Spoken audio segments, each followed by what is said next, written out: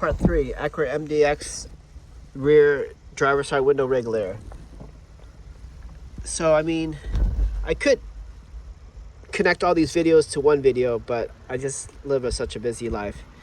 So I apologize for all these short videos.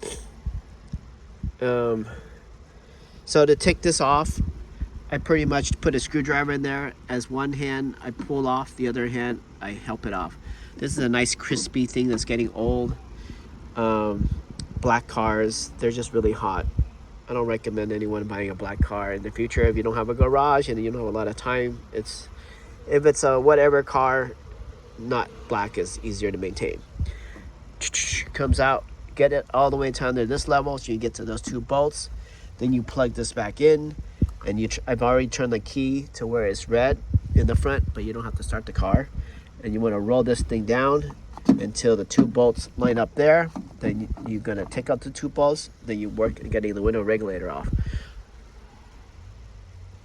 And I gotta untape this. Another point of view is, if you ever wanted to bypass this thing, you notice how thin these wires are? Well, these are going to a relay, a computer. That's why they're so thin. The 2 fat ones is probably positive, negative. And these other ones, they're just powering, either going to the computer and the computer powers the relay, or it goes directly to the relay. And you've ever wondered, like, how does it know where the top is? Well, when it hits the top, a circuit breaker pops and it stops. I think that's the same for the bottom.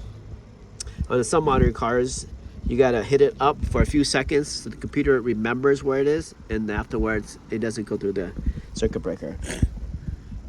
And if you see really fat cables, let's say like in the 80s or something, then that means you have no relay and you're just using fat gauge wires. So that's a giveaway. All right, Whisker out.